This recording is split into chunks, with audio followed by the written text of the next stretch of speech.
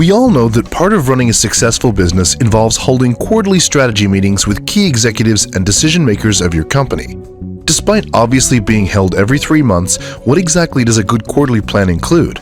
How should these meetings be conducted, and what outcomes should you expect? Welcome to Scaling for Success. We're all about helping businesses grow profitably, scale, and move to the next level.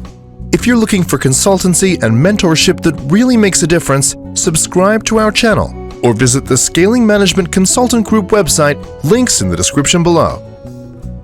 In today's video, we're explaining the do's and don'ts of quarterly planning.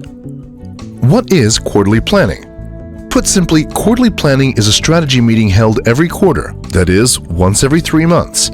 It's a way business owners and key executives break the annual strategy down into smaller parts and evaluate their progress against long-standing goals and objectives. These meetings are used to set new goals, establish metrics, review the previous quarter's achievements, and chart projected growth. Why is quarterly planning important? Quarterly planning makes it easy to track long-term goals over a short time period. It's also a good idea if you have shorter-term plans in progress that need to be checked on regularly. Projects that blow out on time or budget need to be monitored and resources reallocated as soon as things start heading south. You're able to save time and money if you're able to readjust before things spiral out of control. Instead of waiting 12 months to go back over the numbers for the previous year, it makes way more sense to break down evaluation and revision of goals into shorter time frames. Reviewing the past quarter will also take less time to do than 12 months over the past year. And finally, quarterly planning also gives team members structured guidance without too much freedom of time, meaning less time to procrastinate on big-picture projects. What to include in a quarterly plan? The components of a quarterly plan can vary based on a business's structure, industry, and a whole host of other factors. But here are 10 things every quarterly planning meeting should include. Number 1. Review the previous quarter.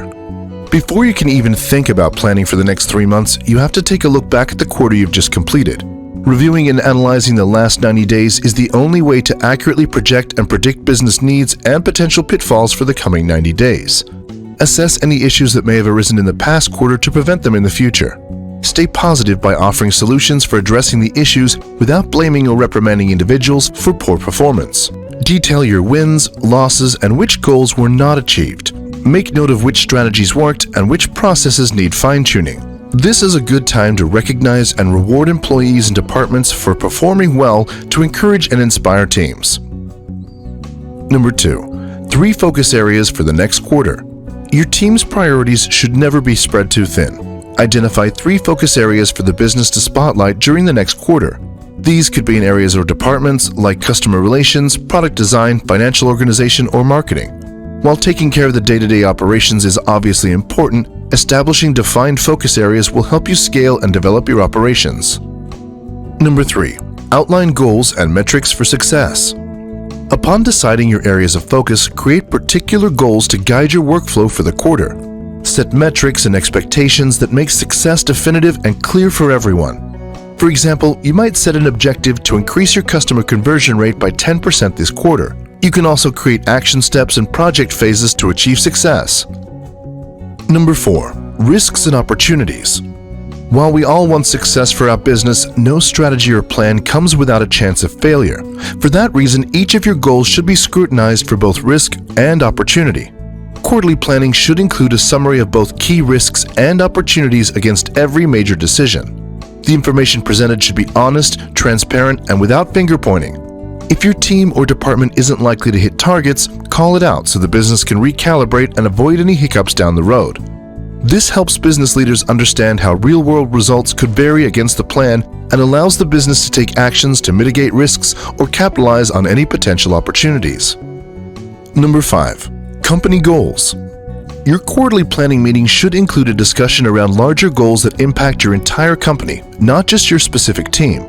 Too often we get tunnel vision as business owners and executives, only really caring about our department or team. But at the end of the day, it's important to see how your team's efforts fit into the company and how you're contributing to the overall mission. This can help center the meeting on your company's foundational purpose and inspire employees to approach the new quarter with enthusiasm. Reminding teams of the reason the company exists can be a way to refresh their passion for the work they do. Number 6. Stretch goals. The funny thing about goals is, you want to make them challenging enough so that you have to work hard for them, but at the same time not too hard that they're impossibly out of reach. This is where stretch goals comes into play.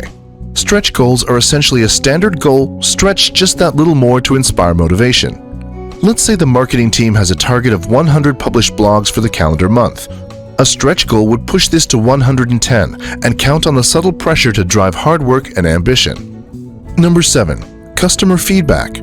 One of the key things to focus on when planning quarterly goals is how your goals affect the most important members of your business, your customers. KPIs and internal numbers are one thing, but you have to prioritize the happiness of the people paying your bills.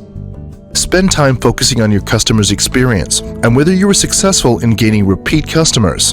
While new customers are great, it really does say something about your level of customer service when you see repeat orders and brand loyalty. If there was a particular promotion that got great engagement over the last 3 months, you'll know which of your marketing strategies is working for the next quarter. If you start receiving more negative reviews on your site page after an ingredient was changed in one of your products, take notice. Listen to your customers. They'll tell you exactly what goals you need to be focusing on. Number 8. Budget and resourcing. Lofty ambition serves no one if we don't have the money or resources to make it a reality.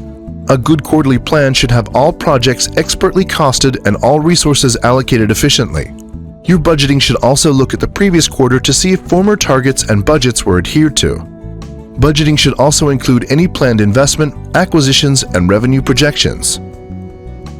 Number 9. Timelines, schedules, and deadlines. A goal without a deadline is a someday dream. Your quarterly planning should include clear timelines and phases for the quarter, with precise team schedules and deadlines for each project.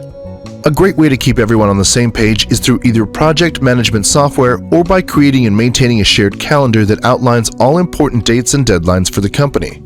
Make sure the priorities for each task is highlighted clearly to ensure teams can complete tasks in the right order. Number 10. Define team roles and responsibilities. While everyone should already understand what they do in their job, specific roles and responsibilities around certain tasks should be made clear. Document this quarter's tasks and responsibilities for team members and make sure everyone understands them. This prevents the blame game at next quarter's meeting if things haven't gone so well.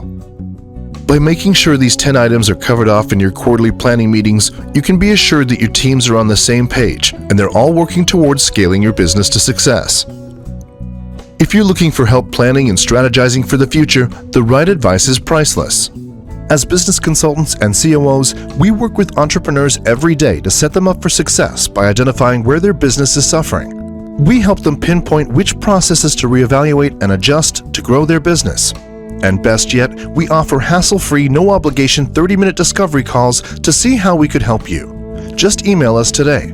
That's all we have time for in today's video, Quarterly Planning Explained and Examples. Like this video if you found it helpful, and for more content just like this, subscribe to our channel or visit the Scaling Management Consultant Group website at scalinggrp.com.